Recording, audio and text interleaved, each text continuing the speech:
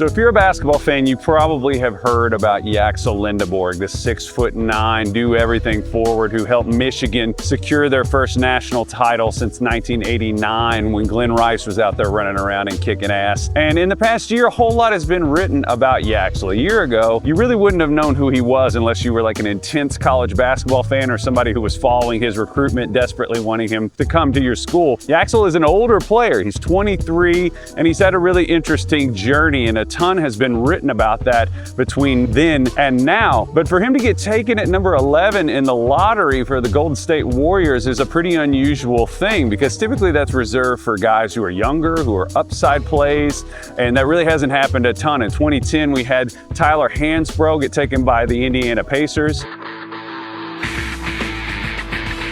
We had Chris Duarte in 2021 get taken also by the Pacers. They seem to love to do that. And then in 2016, we had Buddy Hield get taken by the New Orleans Pelicans with the 6th pick. And those aren't great benchmarks for upside. Those are guys who kind of came into the league as one thing and they kind of stayed that thing and either left or just kind of hung around barely the way Hield has. So really you're left wondering, why would the Warriors do that if they really need to reset? Did they just make a big mistake by taking a guy that doesn't have any upside left? Or is this developmental case unique? What I really want for you to see is, with your eyes, see the game tape, because it tells a story on its own, and it's really remarkable to watch how quickly this thing iterated. But if you don't know the story, let's just quickly recap here. He's the son of 2 former high-level players. His mother, Yaxel, who you've seen at the games wearing his jersey, and his father, Okari, who based on his Instagram seems to be something of a character. So for whatever reason, he's not super focused on basketball as he's coming up through school. He dabbles, he doesn't make his middle school team, then he makes it and he doesn't play. So he just doesn't have the motivation, he doesn't have the organization, the drive, and he really doesn't have the confidence. So he misses out on all those developmental years where he's playing organized ball. His senior year though, he finds a way to get eligible by doing a co-op program at a local college where he can get away from his distractions and he's focusing, and he gets on there, and you can actually find some of this footage online. I provided some of it here, but you can see that this was a rare one-off occasion where in 11 games during his senior year, we start to see some of that potential flourishing. And you can see that he's big, you can see that he's mobile, he's long, he's lanky, he's got some touch, gets up and chases down a block here for Pennsauken, New Jersey, and you can see that he has some just skill and some movement ability that big guys don't typically have. There's something clearly kind of happening here, but after that happened, and you could see that he was really excited in the comments, you could see Yaxel, and I went to confirm this, Yaxel actually commented on this video that has like less than 1,000 views because he was super excited about it. And when it was over, he just kind of thought, well, basketball's out of my life. I'm gonna go move on and work at a factory with his mother. His mother clearly was just like, nah, we're not doing this. In 20 years, if you're still living here, coming over my house to watch the Patriots game, still working construction, I'll fucking kill you. So she kicks him in the ass and says, like, we got to figure something out. And the thing that they figure out is a tryout in New York, an open tryout for Dominican players, because Yaxel's Dominican. Once he goes to that tryout, it's clear that this is like, oh, whoa, something's happening. This guy has fallen through the cracks. He gets connected with an assistant coach for DePaul, and that coach connects him with a friend because he doesn't have the grades to play high major Division I basketball immediately. So he goes out to Arizona Western in Yuma, Arizona, down near the Mexican border, which is over 2,500 miles away. And he's going down there to enter this experience very fresh, very raw, and very just unprepared for what's about to happen. If you're a coach for the Arizona Western staff and you don't totally know what you're getting, this is the equivalent of, panhandling and finding a gold brick, essentially, because we see talented athletes end up at the junior college level. But this is a pretty unique situation, almost akin to Pete Bell being told by Slick about Neon Boudreaux and Blue Chips. He's totally wrong. He's never been coached. Which, coincidentally, I have the shirt on today. But he gets out there, and it's a case of he's got some of these sort of fledgling, blossoming talents, so they want to have him on the floor, but he's really not involved in a direct or highly impactful way. He is almost exclusively cutting and offensive rebounding, which he's such a talented offensive rebounder that he's basically playing like a dunker spot big. He's not even super above the rim a lot of the time. The other thing is that he's very deferential. There are tons of clips I watched where where his teammates just didn't totally trust him yet because they didn't really know what to think of him. Like, he would just be open on a short roll. It would be pretty crazy. And then he would display that he had great hands. And that was one of the biggest takeaways for me, is he would catch it and do just like a dipsy-do on a short roll and finish with touch off of the glass. And you're just like, what am I looking at? So in year one, not heavily involved or having the ball in his hands. In year two, during the offseason, the coaches talked about they got him in some workouts and they were like, whoa, this guy can dribble the ball. And we really start to see a spatial shift. He's away from the basket. He's not necessarily under the rim all the time, but he's also not transitioning into a perimeter life totally. It's more of a Josh Smith sort of Giannis-y, catch the ball away from the basket, and in very controlled doses, he drives to the rim. And we start to see these flashes of, you know, even though he kind of doesn't know where he is, he doesn't know the space, he also simultaneously just has a key to every door. So it's pretty fascinating to watch him navigate that space where he's like, I don't really know how to do anything, but I also have access to everything. But we would see him playing in isolation a lot, and a lot of these were kind of schemed to get him on an island to get somebody in a straight line because guys just weren't, you know, the guards at that level were too small to deal with him, and the bigs were just too slow. So we would see situations where it would be a scheme post where he would take one or two dribbles. It's just that they're not to the point where they can play through him. In year two, even though he's isolating a lot more, he had 47 assists and 81 turnovers. So the experimentation is good. He's breaking eggs while he's making an omelet, but it's so messy that they can't lean totally on him just yet. So in year three at Arizona Western, Yaxel becomes a guy who can call his own number in post-ups, and those skyrocket. He's becoming somebody that is such an effective scorer that he's drawing to. So we start to see these two pieces, these two land masses of creativity and percolating ideas as a playmaker and blossoming primary offense where he can go and get his own. And you can see that those things come together, and he's become a very, very effective guy that Arizona Western can run their offense through. Still taking threes sporadically, not totally doing that, but he's a JUCO All-American. He's shooting an incredible percentage from the field, and from there he's drawing interest since he's got his grades together, and he can transfer and finish his college career. He goes into the transfer portal and he commits to St. John's with Mike Anderson. Mike Anderson gets fired. Rick Pitino takes over, does not honor that commitment, so he goes back on the market, and Andy Kennedy and the UAB Blazers swoop in and seal the deal, and this is where his high major basketball experience begins.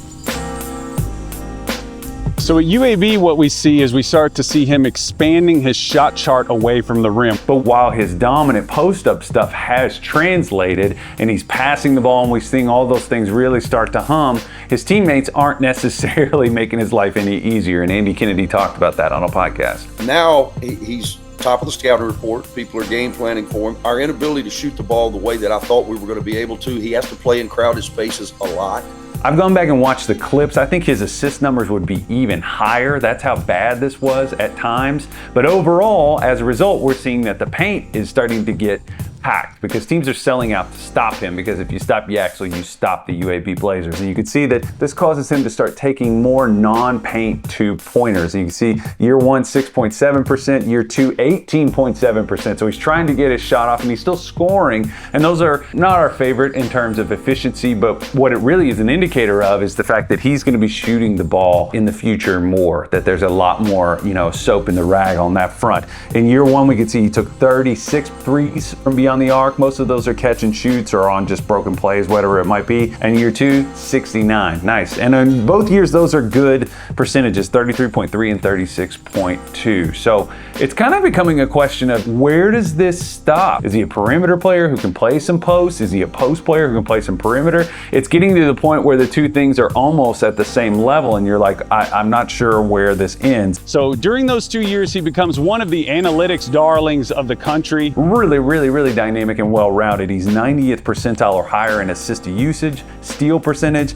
defensive rebounding. His true shooting percentage is through the roof. He's just somebody who is checking every single box to the point where he has a really big decision to make. So in the spring of 2025, Yaxel's come to the end of his second season at UAB. He's looking around at the changing landscape and he's seeing that he has some options. He can either go into the transfer portal, in which he would be immediately the most sought after, most coveted prize, or he could enter the NBA draft, which is a risk. I mean, he could go and potentially get exposed if he transfers up to a high major. It maybe hurts his stock, even though he was rejected in the first round by a lot of services. What he had to gain was he could potentially elevate the range at which he would be drafted and also narrow it. And the way to do that is to expand his game beyond the three-point line. And with Dusty May at Michigan, that's what he starts to do. We know that when he's playing at lower levels at Arizona Western, he's really not doing much facing the basket and facilitating. You can see he's down way under almost 0 reps in the pick and roll. Same thing in years 2 and 3. And then at year 4, when he's at his first year at UAB, still not doing a ton of that. He's still kind of an inside-out guy. Even though his shot chart is migrating away from the basket, he's still operating primarily as a post guy. But you can see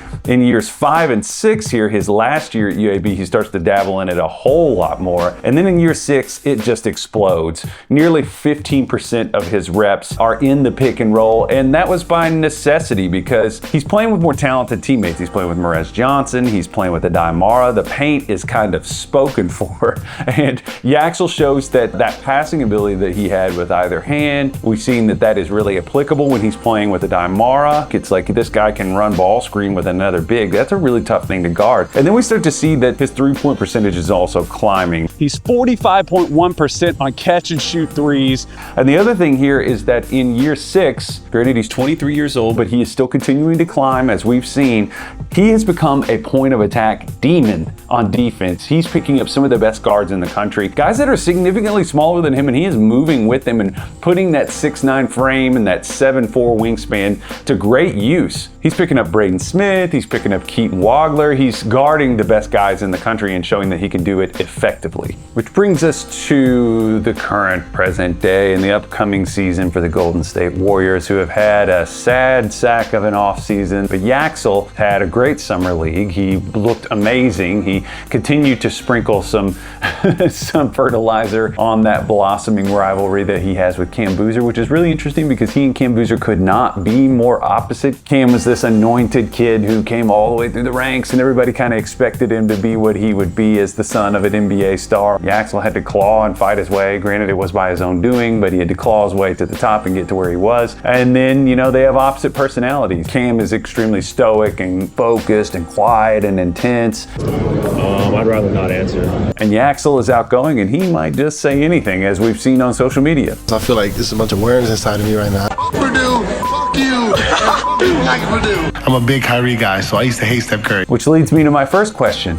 Will Draymond kill him? Yaxel is going to fit whatever happens next, but he's also going to be able to help them now because he's an older player and he is so versatile. And it's funny to think about, you know, if you're looking at sort of the template of building a team around Steph Curry, when they were looking at what they needed as they're moving on from the Andre Iguodala era, they're thinking to themselves, okay, it's nice to have a big athletic forward who can switch and guard 1 through 4, maybe 1 through 5 at times, who can cut and finish and be athletic, can knock down threes, somebody that can be great in transition, who can be a connector, you know, be sort of a de facto point guard. And I think they're thinking back in 2022 or whatever the year was like, oh, Jonathan Kuminga might become that. So in a way, we're kind of course correcting the mistake that they made by taking Kuminga, by taking Yaxel this year, who, oh, hey, by the way, is older than Jonathan Kuminga. But what's interesting about the way Yaxel is going to be used is Golden State was 27th last year in pick and roll actions run. So it's not like this guy's going to be coming in and playing spread ball screen, but we talked about the way that pie sort of built as he played college basketball.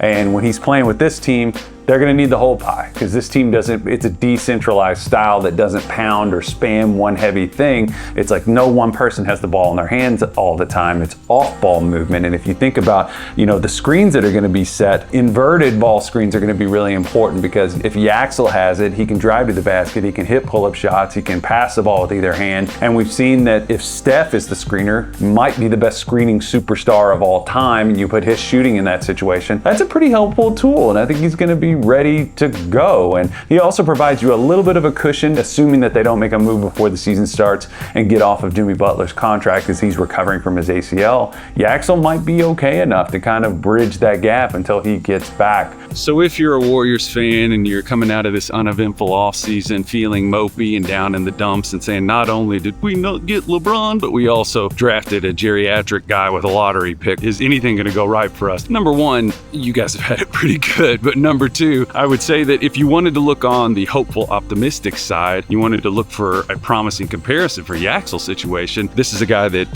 didn't get drafted in the lottery, but it's Pascal Siakam, who was a year younger when he came into the league, but a very similar story where he's surrounded by family members who played high-level organized basketball. He's somebody who started to take it seriously late in the game, had played a little bit, but just never in an organized setting. Now, does that mean that Yaxel is going to explode and have a developmental arc that's going to go straight up and have him becoming an all-star? Hard to say, but it could happen. And does it mean that this is going to solve all of the Warriors' problems in the long term? Probably not. But this is not a stagnant player that's coming into the league. This is a guy who still has a lot of room to get a whole lot better. And I think years from now, when we look at whatever happens next for the Warriors, I think that he's going to be able to fit in. And I think that ultimately we're going to look back and say, that was a good use of a lottery pick. Let me know if you agree.